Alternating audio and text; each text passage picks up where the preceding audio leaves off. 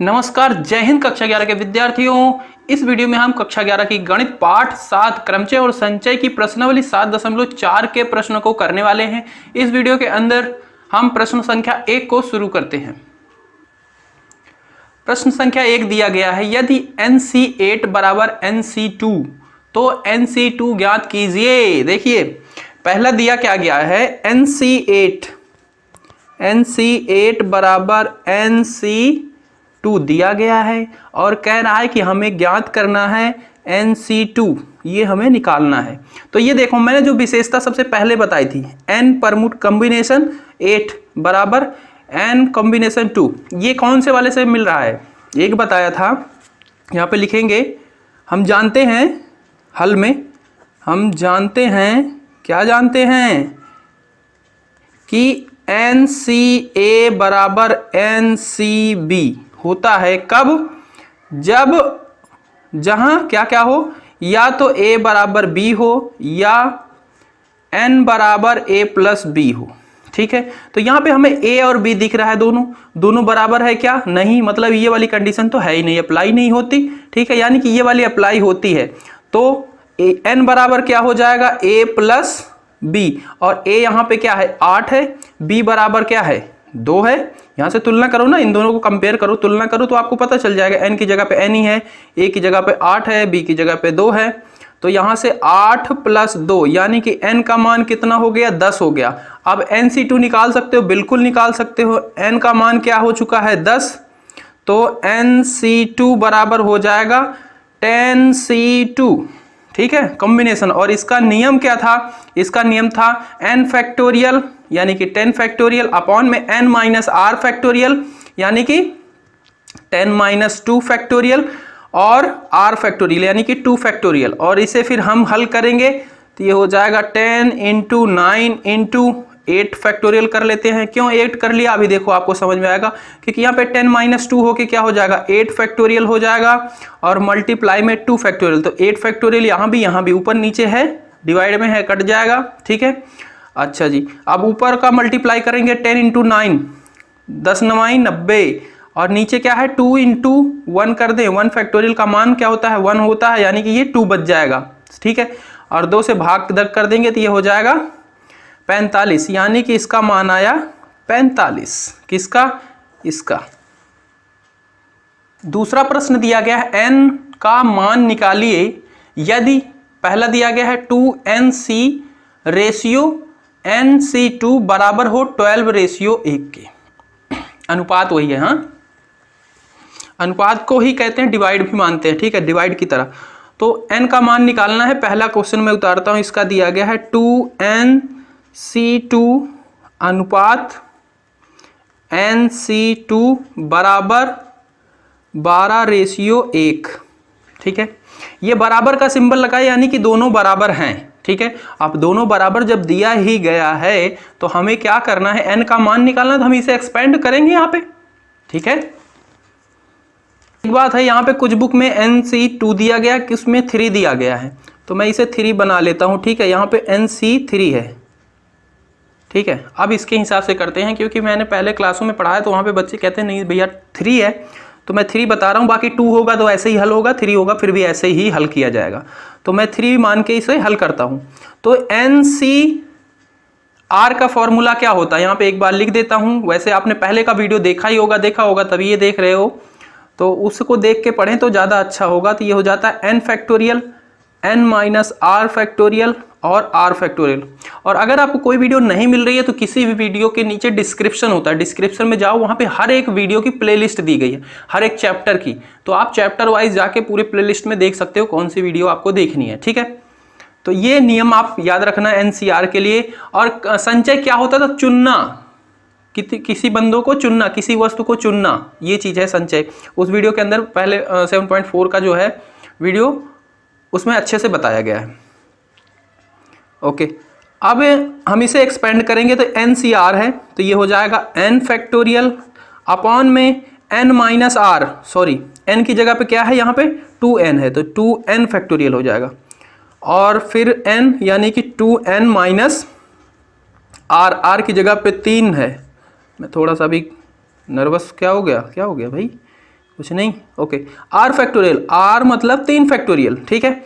और रेशियो को डिवाइड कहते हैं एक तरीके से, हाँ तो ये डिवाइड है, ठीक है। तो डिवाइड है तो मैं इसको ये लिख लेता हूँ नीचे एन सी आर, तो ये हो जाएगा एन फैक्टोरियल अपॉन में N minus R, N minus 3 factorial और 3 फैक्टोरियल। बहुत बात क्लियर है यहाँ तक, ओके। और इधर 12/1, ठीक है, कोई दिक्कत नहीं। अब देखो इस चीज को आप ध्यान से देखना, आपको पता है कि अगर n फैक्टोरियल होता है तो फैक्टोरियल वाला पहला वीडियो जो बताया था उसमें क्या बताया था मैंने कि ये होता है n, उसके बाद n minus 1, n minus 2, n minus 3 ऐसे चला जाता है फैक्टोरियल, ठीक है। ऐसे नीचे की तरफ ये 1 2 3 ऐसे बढ़ता चला जाता है, ठीक है। अब इसको भी आप लिख सकते हो क्या इस तरीके से, बिल्कुल लिख सकते हो। यहाँ पे 2n है तो मैं ऐसे लिखना चाहता हूँ तो ये हो जाएगा 2n माइनस 1, 2n माइनस 2 और मल्टीप्लाई में 2n माइनस 3 और लास्ट में फैक्टोरियल लगा देता हूँ, 3 तक ले जा रहा हूँ। और मैं ले जा सकता हूँ 4 तक, 5 तक, कहीं तक भी ले जाया जा सकता है। ये चीज़ मैंने आपको इसके चैप्टर की पहले वीडियो के अंदर ही बताया जहाँ पे फैक्टोरियल समझाया था, ठीक है, ओके। तो इसको आप इस तरीके से लिख सकते हो। तो मैं यहाँ पे इसकी जगह पे ये चीज़ लिख सकता हूँ, किसका, 2n फैक्टोरियल की जगह पे ये लिख सकता हूँ। देखो मैं लिखता हूँ इसे, तो ये हो जाएगा 2n minus 1, 2n minus 2, 2n minus 3। अभी आपको समझ में आएगा मैंने लिखा भी क्यों, देखो। उसके बाद डिवाइड लगा है, डिवाइड लगा दिया और नीचे है 2n माइनस 3 फैक्टोरियल। अब देखो ये 2n माइनस 3 मैंने यहाँ पे भी फैक्टोरियल तक ही ले गया हूँ क्योंकि मेरा कट जाए, ये सिंप्लीफाई हो जाए, और यहाँ पे 3 फैक्टोरियल। बात क्लियर है। उसके बाद बड़ा वाला डिवाइड, ये वाला, फिर नीचे n फैक्टोरियल। अब देखो n को भी मेरे को काटना है इधर, तो n माइनस 3 है तो इसी तरीके से n वाले को भी n माइनस 3 तक मैं लिख सकता हूँ। n फैक्टोरियल बराबर ये हो जाएगा।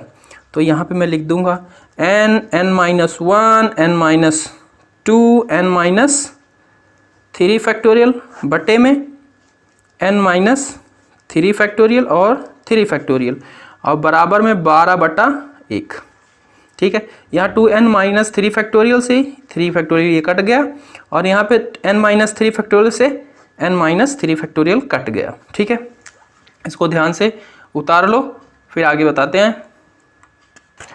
तो यहाँ पे जो बचा हुआ है मैं उसे उतारता हूँ, ठीक है। यहाँ पे बचा है 2n माइनस 1, 2n माइनस 2 ऊपर, ठीक है। तो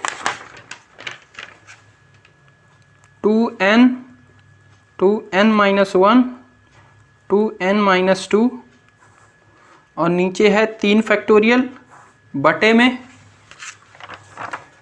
n minus 1, n minus 2, n minus 1, n minus 2 और बटे में 3 फैक्टोरियल और बराबर में है 12/1, ठीक है।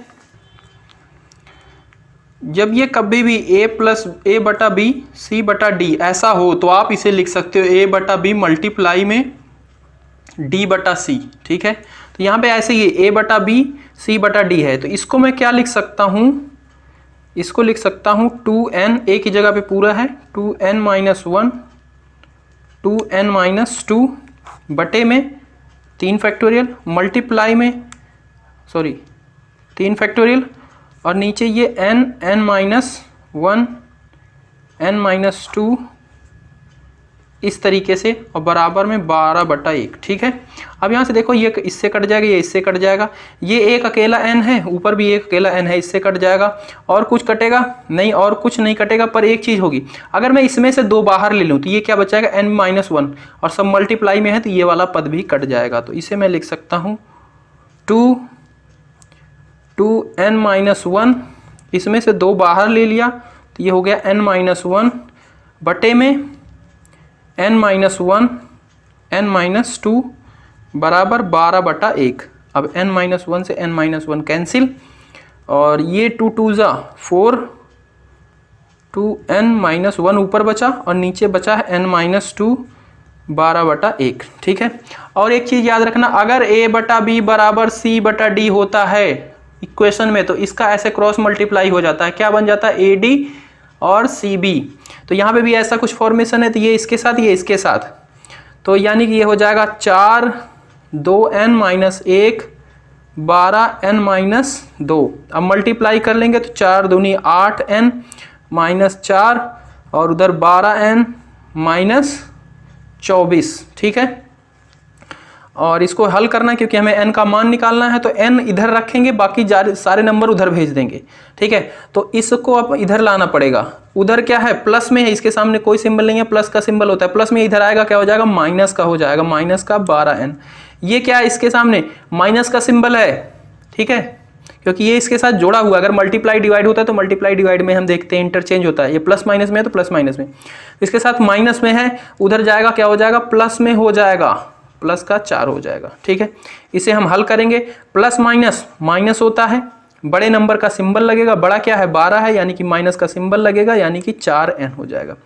प्लस माइनस माइनस बड़े नंबर का सिंबल लगता है, बड़ा है 12 यानी कि माइनस, और ये हो जाएगा 20। माइनस से माइनस मर जाएगा, n का मान निकालना, इधर क्या 4 मल्टीप्लाई में है, 4 क्या हमें n इधर सिर्फ रखना है, उधर भेजना है 4 को, तो इधर मल्टीप्लाई में उधर जाके डिवाइड, यानी कि 20/4, तो 4 पंचे 20, यानी कि n का मान क्या आया, 5 आया। तो इस तरीके से आपका ये वाला होगा।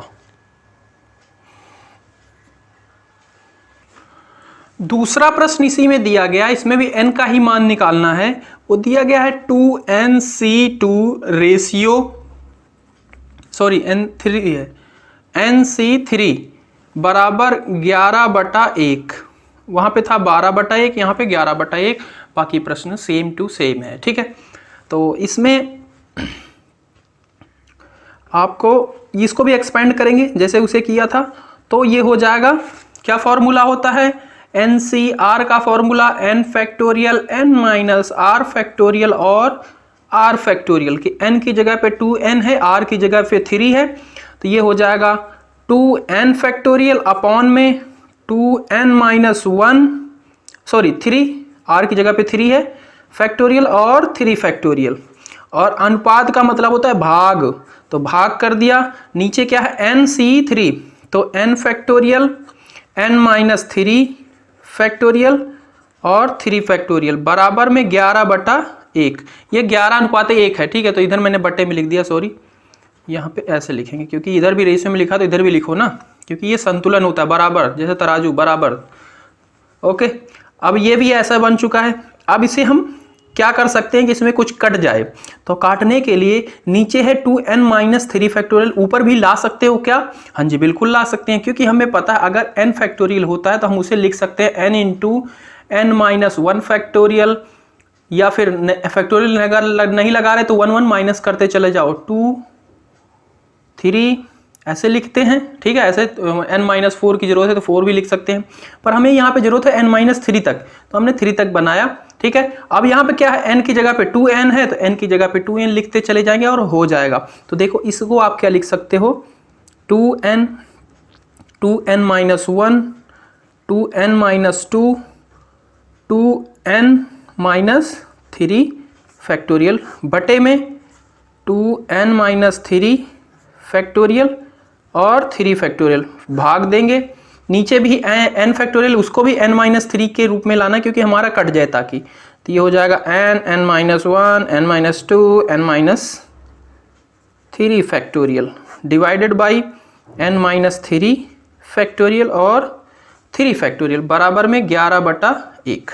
अब देखो क्या क्या कट रहा है यहाँ पे, इतने से तो ये कट जा रहा है, इससे ये कट जा रहा है, और इसको आप एक चीज़ और याद रखना, a/b जैसे इसके पहले वाले में बताया था, बटे में c/d हो तो क्या लिख सकते हो इसे, ab इंटू में d/c, तो वैसे ही बन जाएगी, ये a है ये b है, a है c है, तो इसको हम लिख सकते हैं 2n-1 2n-2 बटे में 3 फैक्टोरियल मल्टीप्लाई में ये रहा d है ना, ये ऊपर चला जाएगा यानी कि 3 फैक्टोरियल, और ये क्या है c, तो ये n-1 n-2। ठीक है, अब देखो क्या कटेगा इससे, ये आपको सीधा सीधा दिख रहा है, और कुछ कटने वाला है जी बिल्कुल, n यहाँ पे भी है, n यहाँ पे भी, ये भी कट जाएगा, n-1 ये देखो कटेगा, इसमें से अगर 2 बाहर ले लेंगे तो ये n-1 बचेगा और वो भी कट जाएगा, तो उसको मैं यहाँ पे लिख देता हूँ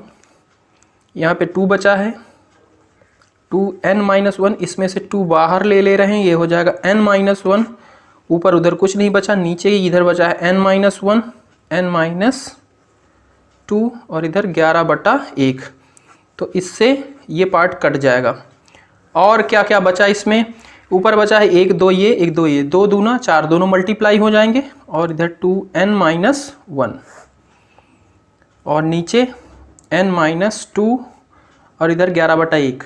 और पहले मैंने बताया था a/b c/d हो तो क्या होता है, इसका क्रॉस मल्टीप्लाई हो जाएगा। ठीक है, इसके पहला पार्ट में, दूसरे के पहले पार्ट में ऐसा ही हुआ था, वैसा यहाँ पे भी हो जाएगा। यानी कि 1 का इस पूरे के साथ मल्टीप्लाई, n-2 का 11 के साथ मल्टीप्लाई। तो 1 का जब होगा तो ये तो यही रहेगा, 11 का इधर होगा तो 11n हो जाएगा और -11 दूनी 22 हो जाएगा। 4 का अंदर मल्टीप्लाई करेंगे, 4 दूनी 8 -4 11n -22। n को इधर लाओ, बाकी सारे नंबर को उधर भेजो। तो इधर है 8n, ये क्या है प्लस में, इधर आएगा माइनस में हो जाएगा। और उधर है 22 माइनस का, और ये प्लस का है, उधर जाके माइनस का, इधर जाके प्लस हो जाएगा। ठीक है, अब देखो ये क्या है, प्लस माइनस, माइनस बड़े नंबर का साइन लगेगा, बड़ा है 22 यानी कि माइनस का साइन लगेगा। और 22 में से 4 जाएगा तो कितना बचेगा,